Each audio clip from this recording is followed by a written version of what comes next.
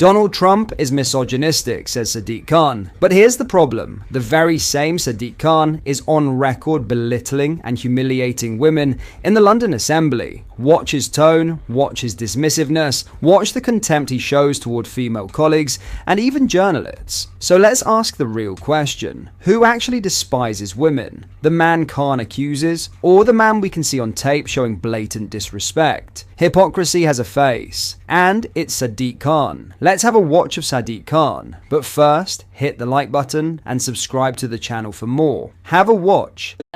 Is that a question? Sorry, is that a question? Could you stop interrupting the member and allow to ask no, not really. Thank you. Okay. I think I would reflect on, Mr. Mayor. Stop interrupting me. You interrupt all the women in this chamber when we speak. For those young people watching, not all politicians are rude, like some member Susan Hall. Some are very polite and courteous. And some answer questions, everybody in the audience.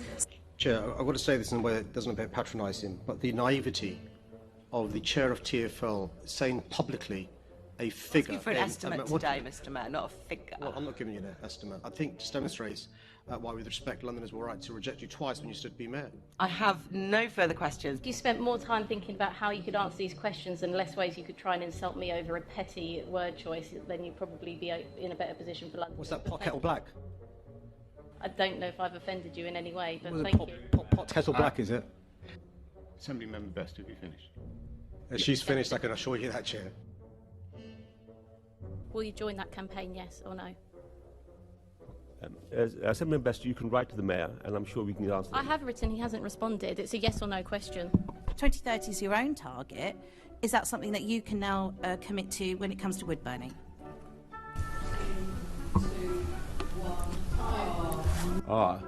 Assembly Member Bakari, you was not fair. Can you answer the questions? I know it's obviously difficult for you. More The than happy actual to. question Ask the question. isn't written down. Ask the question rather than a speech. You need to make sure he answers the questions. Let me just tell you.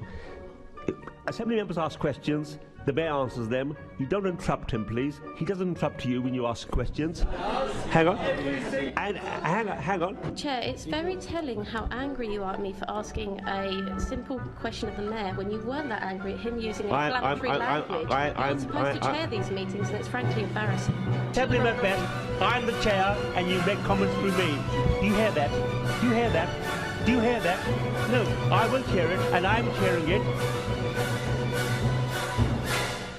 Here we have Sadiq Khan once again sat down chatting about diversity in Britain. And of course, in typical fashion, he can't resist dragging Donald Trump into the conversation, trying to score cheap points by mocking him. It's the same tired routine we've seen from Khan for years. Every time he talks about so-called diversity, it's less about celebrating Britain and more about lecturing the British people. It's about pushing his own political agenda while ridiculing anyone who dares to hold a different view. And when it comes to Trump, the obsession is almost comical. Instead of focusing on the real crises facing London, the violent crime epidemic, the housing disaster, the collapsing transport system, Khan chooses to sit there and sneer at a former US president, thinking it makes him look clever. But here's the irony. While he paints himself as this champion of tolerance and inclusivity, his own record tells a very different story. We've all seen the clips of Khan dismissing and belittling women in the London Assembly. We've seen his contempt for ordinary Londoners who challenge him. And yet here he is, trying to play the role of moral authority. This isn't leadership, it's showmanship, it's virtue signalling. And the sad reality is, Londoners are paying the price while Khan spends his time posturing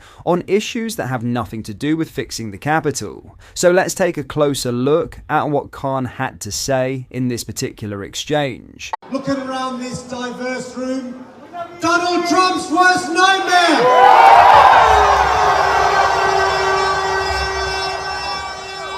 Well, it's a pleasure to have a great night, and remember, diversity is our greatest strength. It makes us stronger, not weaker. It makes us richer, not poorer, and it also makes us more fun. Please raise the roof so they hear from the White House for Dawn Butler.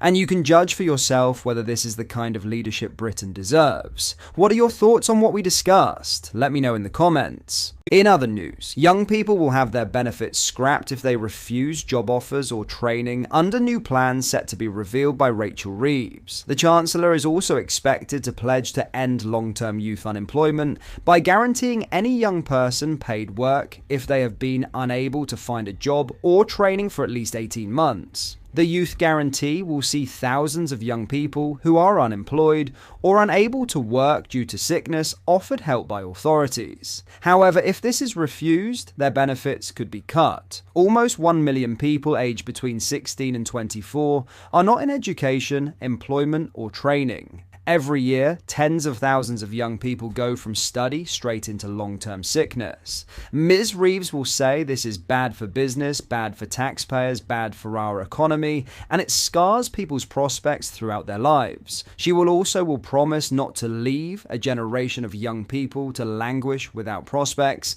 in her speech to the Labour Party conference, and will promote a society based on contribution in which hard work is matched by fair reward. Although a budget has not yet been set for the Youth Guarantee, it is expected to be funded through a share of the £1 billion promised in the spring for extra employment support. Ms. Reeves will add, every young person will be guaranteed either a place in a college for those who want to continue their studies or an apprenticeship to help them learn a trade vital to our plans to rebuild the country, or one-to-one support to find a job. More than that, our guarantee will ensure that any young person out of work for 18 months will be given a paid work placement, real work, practical experience and new skills. The proposal will commit this government to nothing less than the abolition of long-term youth unemployment. However, the guarantee will not be without some conditions. Those who refuse to take up any offers made to them will risk losing some, if not all, of their benefits. Work and Pensions Secretary Pat McFadden will say, "We will not stand by while a generation is consigned to benefits almost before they've begun. We will not accept that school pupils, full of promise, become adults, full of frustration. We will not allow wasted talent to become Britain's story. The Youth Guarantee is how we will offer every young person a change to get up and get on.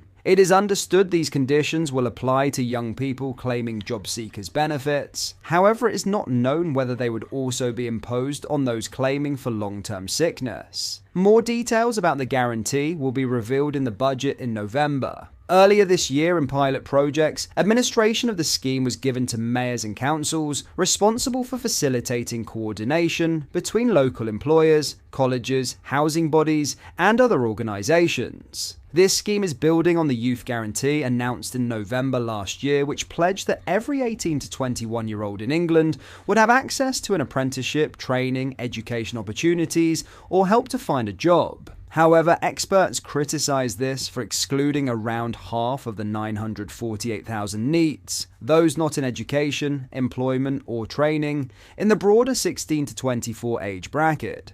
Stephen Evans, Chief Executive of the Learning and Work Institute think tank, said, "This is a welcome announcement that can make a real difference. But we need more details on the length and type of placements. And with only 1 in 4 NEETs on benefits and required to search for work, it's important this offer is open to all young people who need it, regardless of their benefit status." What are your thoughts on what we discussed in today's video? Let me know down in the comment section below. If you have not yet already, make sure you do drop a like on this video and subscribe to the channel for more British content. Thank you, take care, goodbye.